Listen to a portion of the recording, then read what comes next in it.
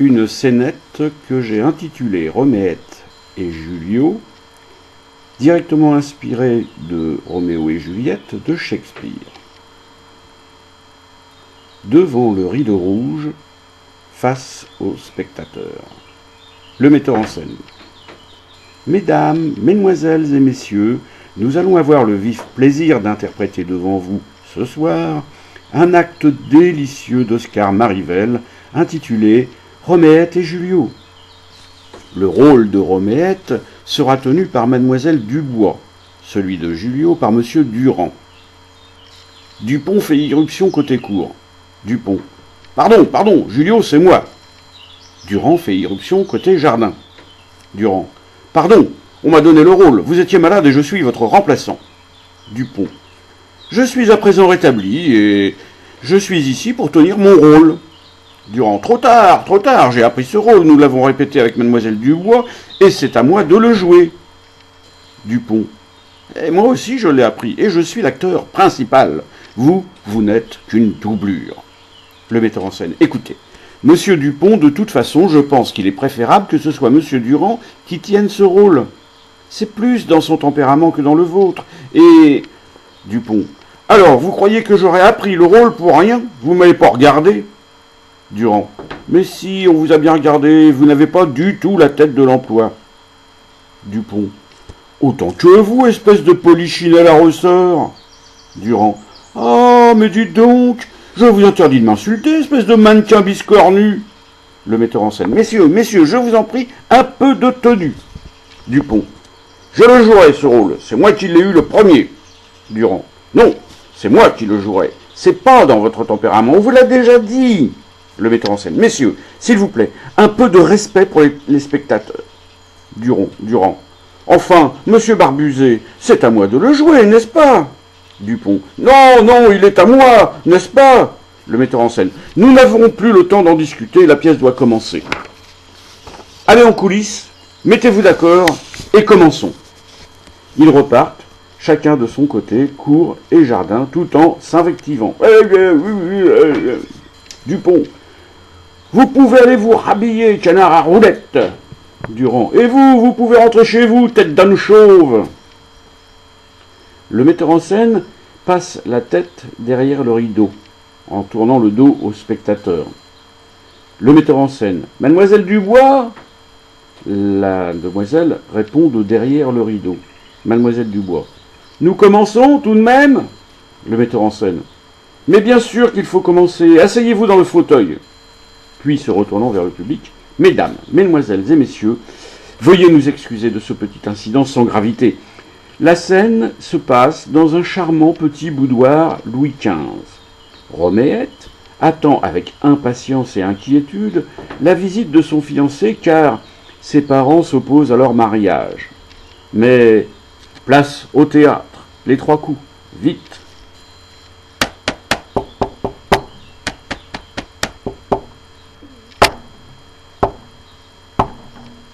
Le rideau s'ouvre sur Roméette, assise dans un fauteuil Louis XV, elle déclame. Mademoiselle Dubois. Mais que fait donc mon adoré? Ah, mon cœur se fane de l'attendre, car mon cœur est une fleur qui s'est ouverte au soleil de l'amour. Des bruits de pas se font entendre. Mais qu'entends-je? Des bruits de pas? C'est lui, le voici, celui que j'aime, Julio, l'homme de ma vie, le seul, l'unique. Les 2 Julio entrent en même temps, l'un côté cour, l'autre côté jardin, et parlent ensemble. Me voilà, mon amour. Roméette. Hein? Ah? Durand à Dupont. Mais fichez donc le camp, espèce de m'as-tu vu? Dupont. Rien à faire, c'est mon rôle. Roméette. Mais c'est impossible. Dupont. Enchaîné, nom d'une trompette en zingue. Roméette. Ah, mon Julio, votre présence me réchauffe. Il fait si froid lorsque vous n'êtes pas là. Les 2 Julio en même temps. Roméette, ma chérie, avez-vous parlé de moi à vos parents? Roméette. Oui, mon Julio, mais, hélas, ils ne veulent pas que je devienne votre épouse. Les deux Julio en même temps. Ciel! Ils ne veulent pas que vous soyez ma femme! Roméette. Mais c'est ridicule! À Dupont. Retirez-vous! Dupont montrant Durand du doigt.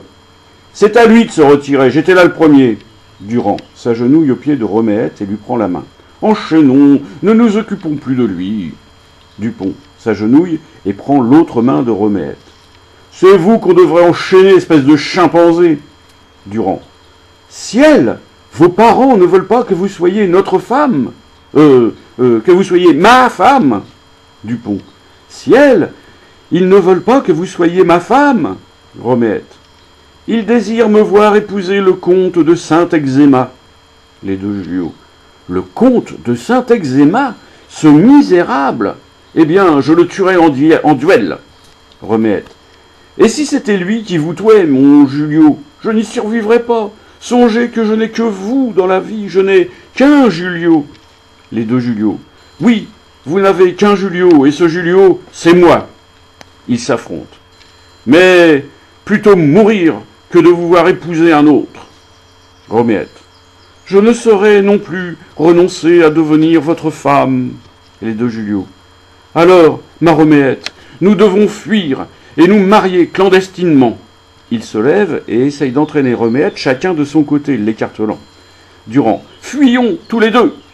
Dupont. Tous les trois. Ah non, c'est vrai, il y en a un de trop. Roméette à Dupont. C'est vous, fichez le camp. Dupont. C'est à lui de ficher le camp. Roméette. Fuyons, fuyons tous les trois. Non, tous les deux. Non, décidément, c'est impossible de jouer la comédie dans ces conditions. Durand. Ne vous énervez pas. Reprenons. Fuyons tous les deux. Il l'attire vers lui, mais l'autre la retient. Les deux Julio en même temps. Fuyons avant que vos parents ne reviennent. Mon cheval est à la grille. Vous monterez en croupe. Dupont. À trois, sur un canasson, on va se casser la gueule. Roméette. Trop tard. Les voici. Je les entends. Les deux Julio. S'ils nous trouvent ici tous les deux, que vont-ils penser? Dupont. À deux, ça irait encore, mais c'est qu'on est trois. Durand. Mais taisez-vous donc, imbécile. Dupont. Imbécile, pas plus que vous, crétin. Le père. Que faites-vous ici, jeune homme? Mais ils sont deux. La mère. Qu'est-ce que cela veut dire? Dupont montrant Durand. C'est lui, il est de trop. Durand. Enchaînons, enchaînons. Monsieur le duc, Dupont. Monsieur le duc, Durand. Je viens d'apprendre, Dupont. Je viens d'apprendre, Durand. L'affreuse nouvelle, Dupont. L'affreuse nouvelle, le père. Je peux vous la confirmer, vous n'aurez pas la main de ma fille. La mère. Ni l'un, ni l'autre. Roméette. Mais voyons, vous voyez bien qu'il y en a un de trop. La mère. Comment ça, il y en a un de trop? Les deux Julio au père. Puis-je connaître la raison de ce cruel refus? La mère. Notre enfant n'épousera jamais un roturier. Le père. Mais c'est ma réplique. Dupont. Ah, c'est roturier. Sur ma brochure, il y avait écrit rotulier. J'imaginais que c'était un type qui fabrique des rotules. Évidemment, stupéfaction des acteurs qui restent incrédules. Pour mettre dans les genoux, se croit-il obligé de préciser. Durand. Mais vous allez vous taire, idiot. Dupont. Pas plus idiot que vous, andouille. Le père. Enchaînons, s'il vous plaît. Nous ne saurions tolérer une telle mésalliance. Les deux Julio. En ce cas, il ne me reste plus qu'à mourir. Roméette. Oh, mon Julio, je veux mourir avec vous. La mère. Roméette, je vous défends bien de mourir avec ces messieurs. Roméette. Mais vous ne comprenez donc pas qu'il y en a un de trop? La mère. Un quoi? Le père. Enchaînons, nom de nom. Si vous voulez mourir, allez mourir ailleurs. Les deux Julio. Je mourrai seul. J'irai m'empoisonner. Dupont. C'est vous qui m'empoisonnez. Une sonnerie de téléphone sur le petit meuble du salon. Le père décroche. Le père. Allô? Allô? Oui, oui, oui, il est ici. Ah, c'est un appel pour vous, monsieur Julio. Les deux Julio. Pour moi? Ils prennent le téléphone des mains du père. Mais laissez-moi donc le téléphone. Dupont. Mais pas du tout, cet appel est pour moi, je suis Julio, le père. Mais c'est invraisemblable. La mère. Mais pourquoi sont-ils deux? Les deux Julio, l'oreille collée au combiné. Allô? Oui? Oui, c'est moi, Julio. Oui, bonjour, maître. Ah! Pas possible, mon Dieu, oui, j'arrive tout de suite. Merci, maître. Durand. Mon notaire, Dupont, vient de m'apprendre, Durand, que j'hérite de ma défunte tante. Dupont. De 20 millions de francs, le père. 20 millions? Mais alors, plus rien ne s'oppose à ce que vous épousiez notre Remette. La mère. 20 millions chacun? Oh, ça fait 40 en tout. Remette. Mais non, ils sont un seulement. La mère. Je ne comprends rien du tout. Silence. Le père à la mère. C'est à vous. La mère. Quoi? Les 20 millions? Le père à la mère. Mais non, espèce de gourde, la réplique, la réplique. La mère. Ah oui, oui, oui. Cher jeune homme, comme je serais heureuse de vous avoir pour gendre. Tous les deux. Remette. Il n'y a rien à tirer de cette femme-là.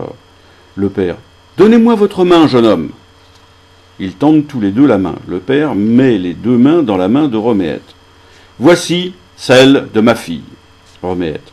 Chers parents, comment vous remercier pour tant de générosité? Les deux Julio en même temps. Chers parents, je puis enfin vous appeler chers parents. Le père à la mère. Retirons-nous, chère épouse. Laissons seuls ces deux tourtereaux. La mère. Oui, Eugène, laissons-les à leur bonheur, tous les trois. Les deux Julio en même temps. Oh, je ne puis croire à ma félicité. Oh, ma Remette, maintenant que vous allez devenir ma femme, m'accorderez-vous vos lèvres? Remette. Prenez-les, mon cher amour. Ils essayent tous les deux de l'embrasser. Mais pas tous les deux, voyons, arrêtez, vous m'étouffez. Dupont. C'est pour moi. Durand. Non, c'est pour moi. Remette les repousse et se lève. Oh, j'en ai assez, je m'en vais, débrouillez-vous sans moi. Les deux Julio. Mais, mon baiser. Il se retrouve seul. Dupont. Vous, je vais vous casser la figure. Durand. Vous, je vais vous démolir le portrait. Rideau, rideau.